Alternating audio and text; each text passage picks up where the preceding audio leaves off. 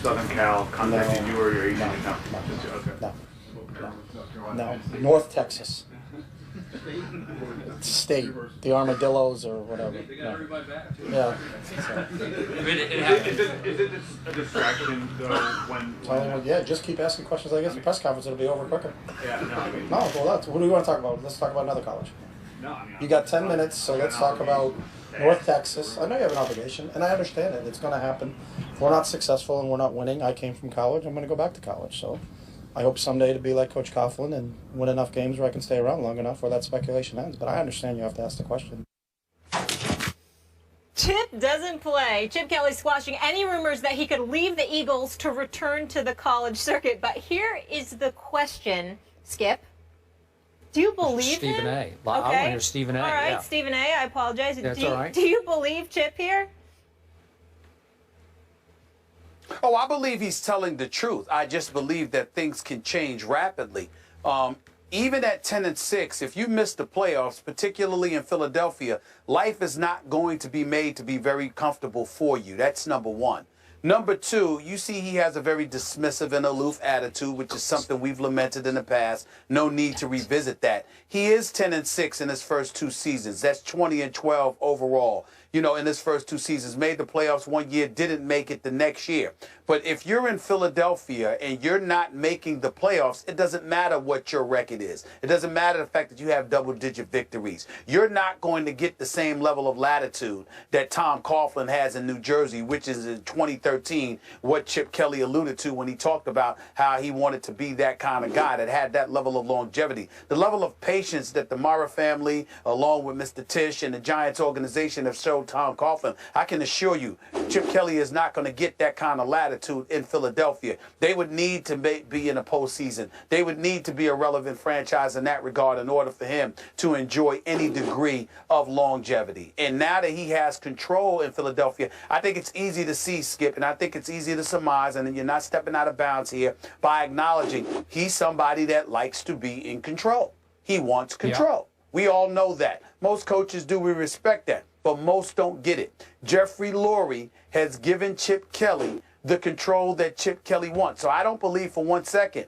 that he has any interest. I think he's telling the absolute truth. There's no interest in USC with its 11 national titles. There's no interest in Texas with its 9 national titles and its own television network. And the money would be big time. And, of course, he'd have control. There's no interest there, but that's only because he's still in the NFL, in Philadelphia, where he's won his share of games, not to mention the fact that he has control. If he were to lose control, would he ultimately decide to go back to college? I think that is very possible. It's not relevant now because obviously he's in control in Philadelphia and he has the support of Jeffrey Lurie. But come back and ask me that question about Chip Kelly again if the Philadelphia Eagles are losing and he either finds himself losing control or out of an NFL job. Then come talk to me because I want to hear him say that then.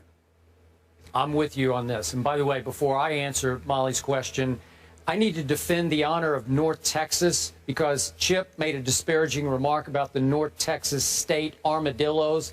It's the North Texas Mean Green. I think once upon a time they used to be the Eagles, if I can recall, because I've actually attended a football and a basketball game at North Texas in Denton, Texas.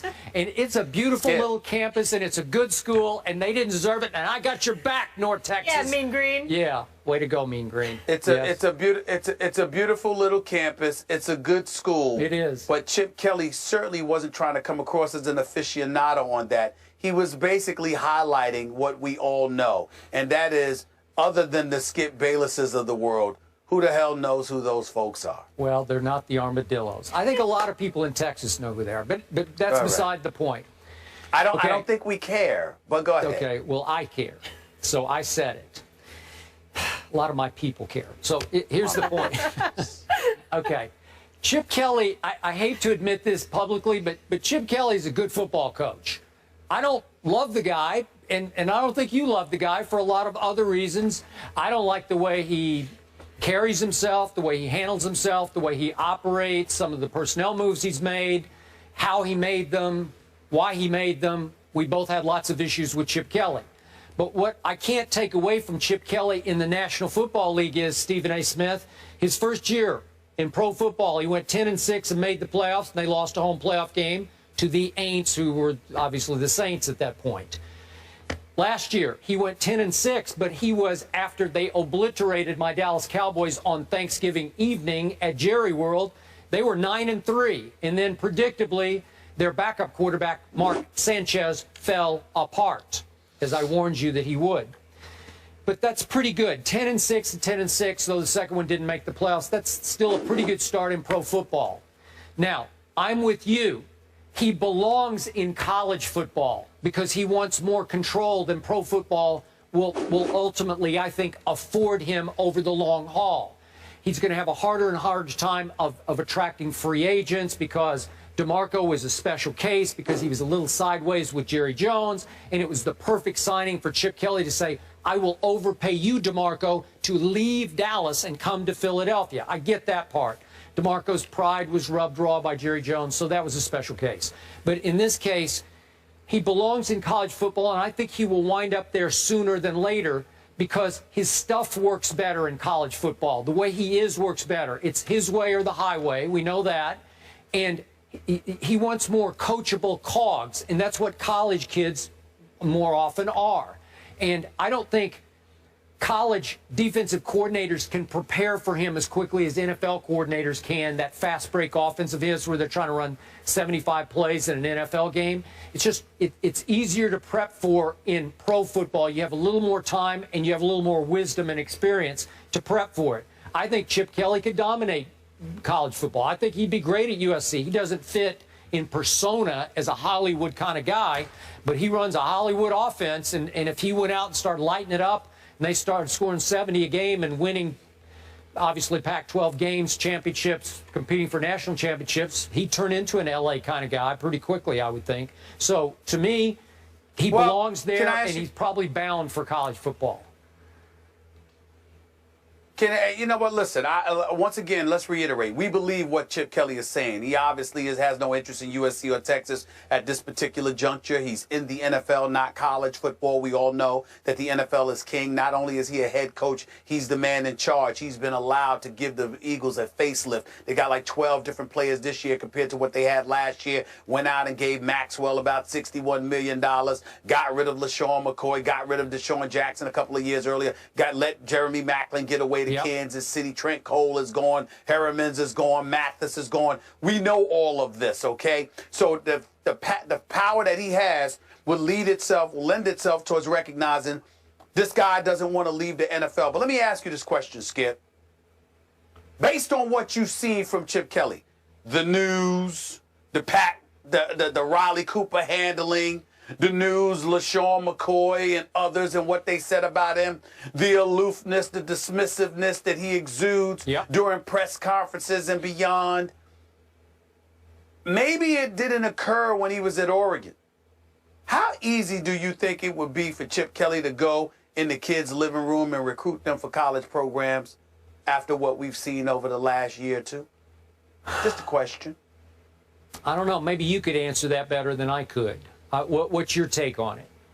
Well, I guess my take on it is that I don't blame him for wanting to be interested in the pros because there's only 32 of those jobs, okay? And, you know, guys are going to want to play for somewhere because there's only 32 teams. They don't give a damn who it's for. These are professionals. They're getting paid. They want their money. They want to elevate their quality of life, and they want to do so by playing on an exceptionally high level in the National Football League.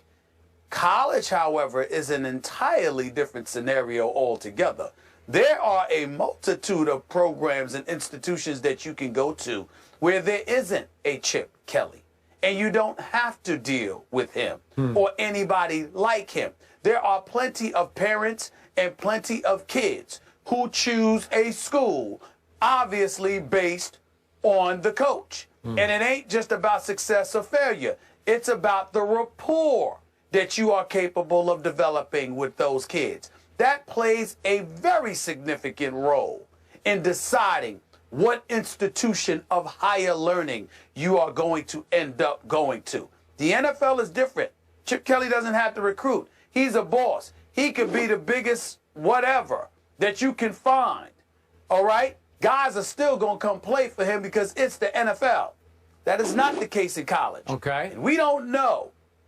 We didn't know as much about him personality-wise at Oregon as much as we know about him now in Philly. Forgive me for bringing this up if this is not where you're heading, but are we talking about a white coach who faced a racial issue in his locker room in Philadelphia, going now back to college to recruit? I'm talking about the combination. I'm talking about it. I'm talking about it all. I'm talking about it all. I'm talking about, you remember how you and I both lamented how he handled it when they asked him questions and he refused to address stuff, how dismissive he was? Yes. That's right. How much it put people off. So I'm not really talking about, quote unquote, the racial dynamic. I'm talking about the personality that you have, how aloof and dismissive you were, how insensitive you came across, all of those different things. With a professional organization like the NFL, you don't have to worry about those things. But as a college coach, now that that's been front and center, when you walk into somebody's living room, their friends, their family members, their parents,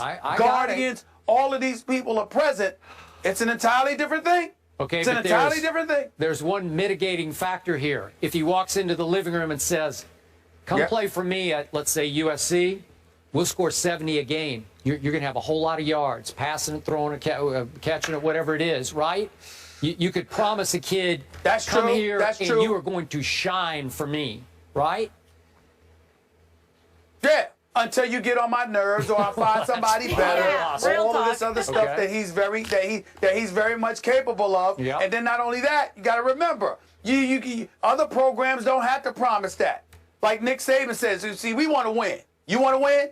Because we're going to win here. You see what I'm saying? It depends. Okay. It depends. All I'm saying is that it's tricky. I'm not saying he won't get it done. I got it. I'm not saying he won't be successful. I'm just saying it's tricky. No question. Monday Night Football, Giants at Eagles. Philly is favored by 4. I don't know if I'm going to watch that game. We'll see.